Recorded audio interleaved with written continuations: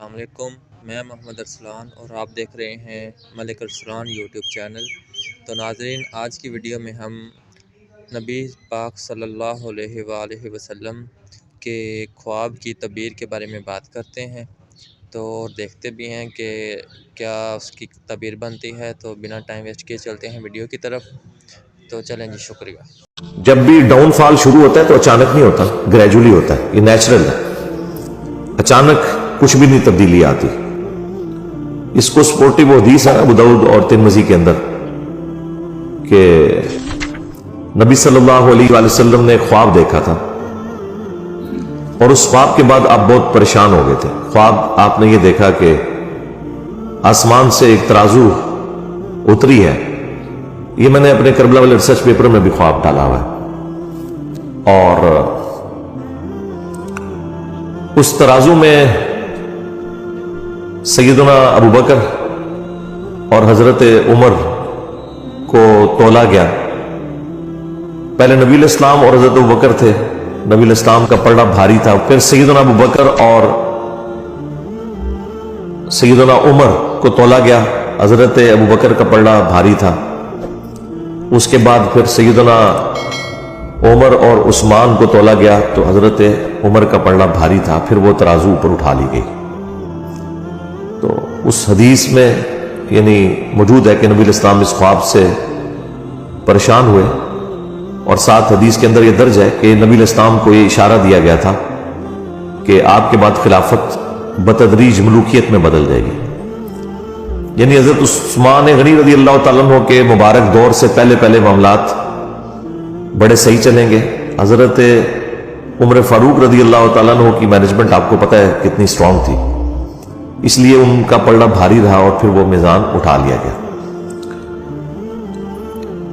اس حدیث کو سپورٹیو حدیث بخاری مسلم کے اندر بھی موجود ہے، جو نبی علیہ السلام کے مبارک زمانے میں ایک شخص نے خواب دیکھا تھا۔ اب یہ خواب کوئی بزرگوں والے بیان نہیں ہو رہے، ہم تو خوابوں کے خلاف ہے کہ خوابوں سے تو نہیں کوئی دین ثابت ہوتا، لیکن پیغمبر کا خواب وحی الہی ہوتا ہے، وہ اسی طریقے سے ہے جیسے اللہ اسے بتا رہا ہے، اس میں شیطان کی کوئی دخل نہیں ہے۔ بخاری مسلم میں حدیث ہے نا کہ خواب نبوت کا 46واں حصہ ہے۔ تو انبیاء کے جو خواب ہیں وہ ڈیفینیٹ ہوتے ہیں، وحی الہی۔ سورہ الصافات میں آیا کہ حضرت ابراہیم علیہ السلام نے خواب میں دیکھا تھا کہ میں اپنے بیٹے کی قربانی کر رہا ہوں، تو اسی پہ انہوں نے پھر حضرت اسماعیل کو آمادہ کیا۔ یعنی خواب کے اوپر ایک بندے کو قتل کرنا، اس کے اوپر آمادہ ہو جانا، یہ صرف اسی صورت میں ہے کہ جب وہ وحی الہی ہو، ورنہ تو کوئی انسان دوسرے انسان کو ناحق قتل نہیں کر سکتا بغیر کسی وجہ کے۔ دو ہی استثناء آئی ہیں، فساد فی الارض یا قتل کے بدلے قتل۔ اس لیے آپ دیکھیں جو حضرت موسیٰ اور خضر کا واقعہ آیا ہے سورۃ الکہف کے اندر، اس میں بھی جب وہ بچے کو قتل کر دیتے ہیں، حضرت موسیٰ علیہ السلام اس پر اعتراض کرتے ہیں کہ تم نے نفس کے بغیر ایک دوسرے نفس کو قتل کر دیا۔ تو وہ تو خیر مسئلہ تقدیر کا ایشو تھا، وہ اللہ تعالیٰ نے فرشتوں کے ذریعے موت لینی ہوتی ہے، چاہے حضرت اسرائیل علیہ السلام آئے یا ان کے بہاف کے اوپر حضرت خضر وہ ڈیوٹی پوری کریں۔ اس سے کسی انسان کا دوسرے انسان کو قتل کرنا ثابت نہیں ہوتا۔ تو انبیاء کرام کے جو خواب ہیں وہ وحی الہی ہوتے ہیں۔ انبیاء کے بعد بخاری مسلم میں آیا کہ میری وفات کے بعد اب نبوت کی خبروں میں صرف مبشرات باقی ہیں۔ پوچھا گیا مبشرات کیا ہیں، تو آپ علیہ السلام نے فرمایا کہ خواب۔ پھر بخاری مسلم میں یہ آیا کہ خواب کی 3 اقسام ہیں، یا تو اللہ کی طرف سے ہوگا یا وہ شیطان کی طرف سے۔ اور ساتھ ایک تابعی کا قول ابن سیرین کا نقل کیا ہے امام بخاری امام مسلم نے، انہوں نے اسی کی چھوٹی کیٹیگری بتائی کہ یا وہ نفس کی طرف سے ہوگا پھر خواب، یعنی جو انسان سوچتا ہے بعض اوقات وہی چیز خواب کی شکل میں اسے نظر آ جاتی ہے۔ اور ایٹیچیوڈ یہ ہے کہ جب اچھا خواب دیکھیں اللہ کا شکر ادا کریں، اور اگر کوئی برا خواب دیکھتے ہیں تو آپ بائیں طرف 3 دفعہ تھوک دیں، اور اس کا ذکر بھی کسی کے ساتھ نہ کریں، برا خواب اگر کسی کو آتا ہے تو۔ اب یہاں پر اللہ کے محبوب صلی اللہ علیہ وآلہ وسلم کا خواب میں نے بیان کیا، ابو داؤد سے، ترمذی سے، مسند احمد میں بھی یہ خواب موجود ہے۔ ایک اور خواب جو رسول اللہ کے مبارک زمانے میں آیا، وہ حدیث بخاری اور مسلم دونوں میں ہے، وہ میں نے کربلا والے ریسرچ پیپر میں ڈالی ہوئی ہے۔ اس حدیث میں یہ آتا ہے کہ ایک شخص نے خواب دیکھا کہ آسمان سے گھی اور شہد ٹپک رہا ہے اور ایک سائبان بادل نے سایہ کیے ہوئے ہیں اور ایک رسی بھی لٹک رہی ہے. تھوڑی دیر بعد نبی صلی اللہ علیہ وآلہ وسلم وہ مبارک رسی پکڑتے ہیں اور اوپر چڑھ جاتے ہیں آسمان پہ. اور وہ جو شہد اور گھی ٹپک رہے ہیں نا، لوگ اپنے اپنے برتن کے مطابق اس میں سے بھر کے اپنے گھروں کو بھی لے کے جا رہے ہیں. یہ خواب بخاری میں بھی ہے اور مسلم کے اندر بھی. پھر ایک اور شخص اس رسی کو پکڑتا ہے اور وہ بھی آسمان پہ چڑھ جاتا ہے. اور پھر ایک تیسرا شخص اس رسی کو پکڑتا ہے اور آسمان پہ چڑھ جاتا ہے. یعنی نبی صلی اللہ علیہ وآلہ وسلم کے بعد دو اور اشخاص ہیں جو اس رسی کو پکڑ کے آسمان پہ چڑھ جاتا ہے. جب چوتھا شخص پکڑتا ہے، یعنی نبی علیہ السلام اور دو اور لوگ اور پھر ایک چوتھا شخص، تو وہ رسی ٹوٹ جاتی ہے. پھر حدیث کے الفاظ ہیں کہ اس شخص نے خواب میں دیکھا کہ وہ رسی دوبارہ سے اس شخص کے لیے جوڑ دی جاتی ہے اور وہ شخص بھی اوپر چڑھ جاتا ہے.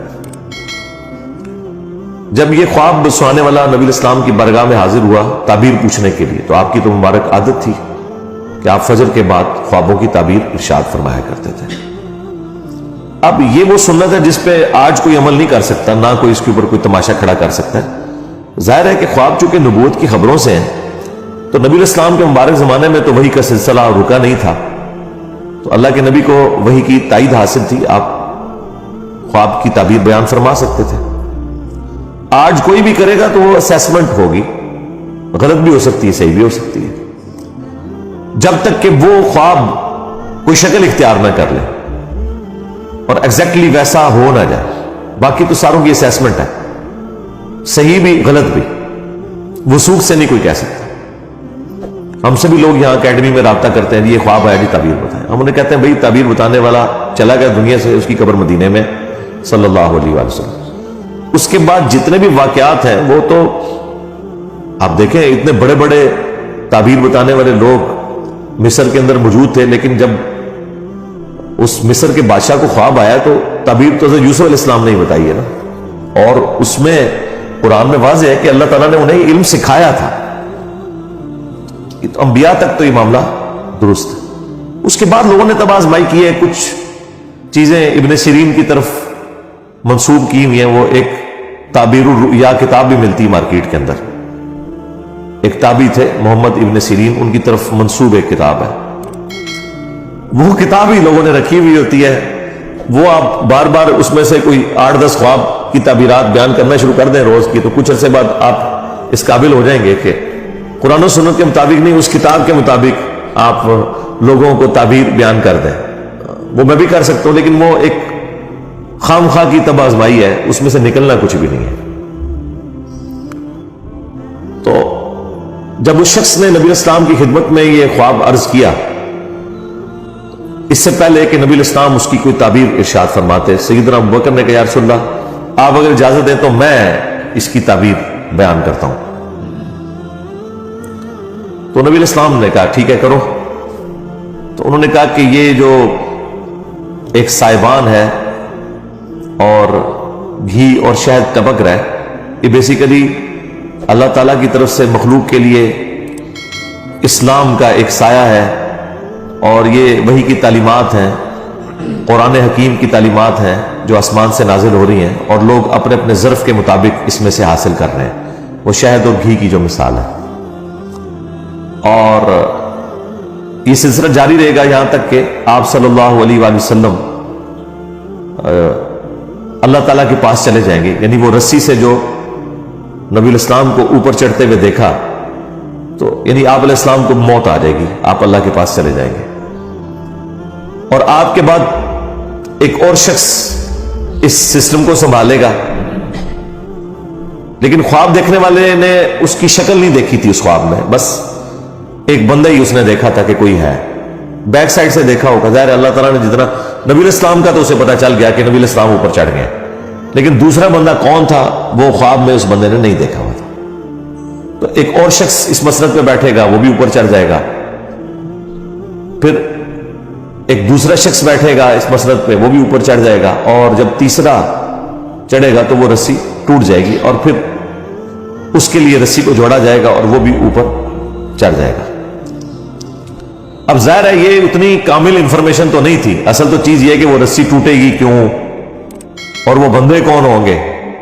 اب یہ سیدنا ابوبکر کو تو علم غیب تو نہیں تھا کہ وہ کون ہے، تو انہوں نے اپنی اسیسمنٹ کے مطابق تشریح کر دی۔ تو پھر رسول اللہ سے پوچھا کہ میں نے کیا تشریح صحیح کی ہے، تو آپ نے فرمایا کہ کچھ تعبیر ٹھیک کی ہے، کچھ غلط کی ہے۔ تو پھر حضرت ابوبکر نے کہا یا رسول اللہ آپ اس کی پھر صحیح تعبیر بیان کریں، تو آپ نے تعبیر بیان کرنے سے انکار کر دیا۔